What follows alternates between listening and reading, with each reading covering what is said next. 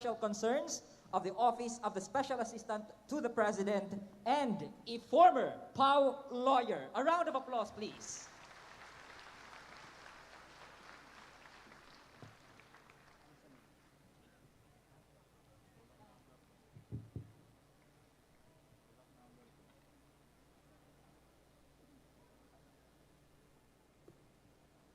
Let us now listen to the acceptance speech of the awardee.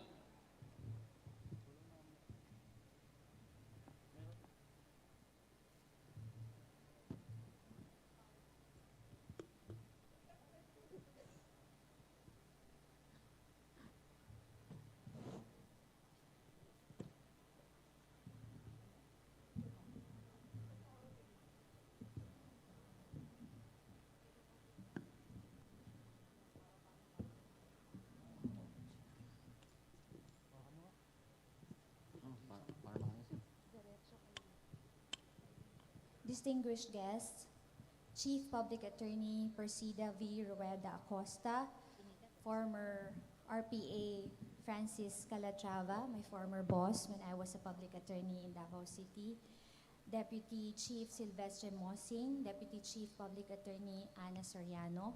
Allow me also to mention my former boss and mentor, Regional Public Attorney Suseline Bakino Abdarul. Pleasant afternoon to all of you. Secretary to the Special Assistant to the President, Secretary Antonio Lagdomeo, sends his regrets for not being able to attend this event.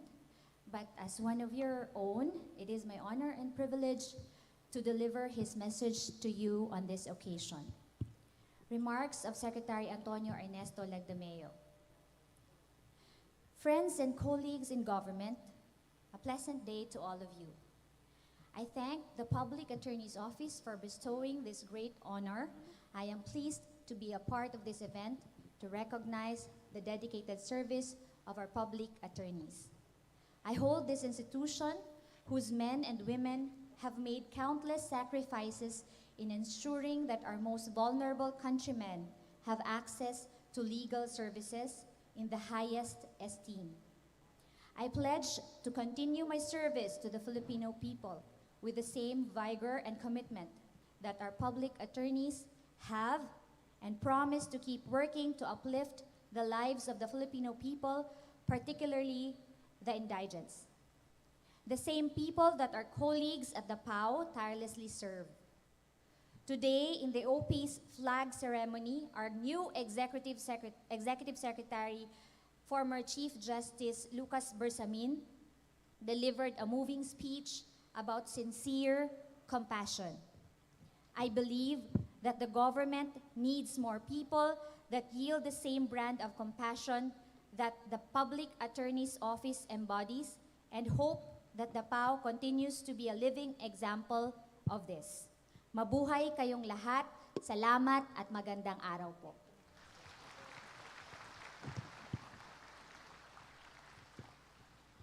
Thank you very much, Attorney Domingo.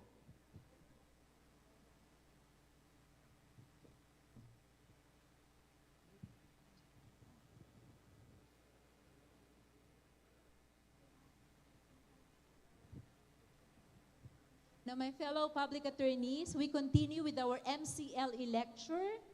Let us gather our full attention to our next MCLE speaker.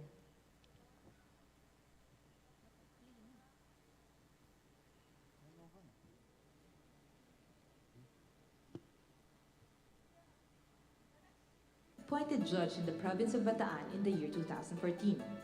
He is now presiding judge for Branch 206 Regional Trial Court, Muntinlupa. He was summa cum laude, Doctor of Civil Law, University of Santo Tomas, and finished his Master of Laws in Pamantasan ng Lungsod ng Maynila. He is currently the Vice President of the Philippine Judges Association 2021 to 2023. He is a member of the faculty of the PUP College of Law and has worked as a professor in the LSU, FEU, San Beda College, UM, and UST as a professorial lecturer. He teaches constitutional law, labor law, and their review courses. To give us a lecture on the revised rules in civil procedure, let us call on the Honorable Judge Hener M. Hito, Regional Trial Court, Muntinlupa.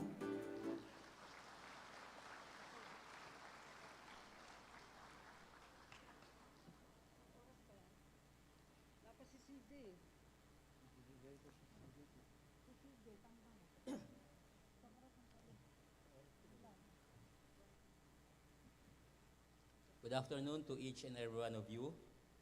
First of all, I would like to thank Chief Attorney Dr. Persida V.Rueda-Acosta for the invitation to be one of your MCLE lecturers. I must say that to date, this is actually the biggest congregation of lawyers that I have ever attended as a lecturer. Indeed, I consider this invitation a great honor and privilege on my part. You know, I consider lawyers of public attorneys as gladiators in court. Despite the gargantuan work that you have, the volume of cases on your shoulder, I must say that you appear in court and you exhibited a great deal of readiness, gallantry, and not to mention grace in trial proceedings. And for that, I congratulate each one of you. And for which reason also I would like to congratulate and give my gratitude and thanks to the able and inspiring leadership of Chief Attorney Dr. Acosta. Okay. The topic that was given to me for discussion this morning is the 2019 Rules on Civil Procedure. Be it noted that in 2019, the 1997 Rules on Civil Procedure were amended by the Supreme Court. And what is the reason for introducing amendment to the 2019 Rules on Civil Procedure? Please take note that sometime in 2017, the Supreme Court implemented the guidelines for continuous trial. And with the implementation of the guidelines for continuous trial, there has been a considerable decrease in the dockets in criminal cases. And because of this, the Supreme Court was inspired. And through the leadership then of Chief Justice Peralta,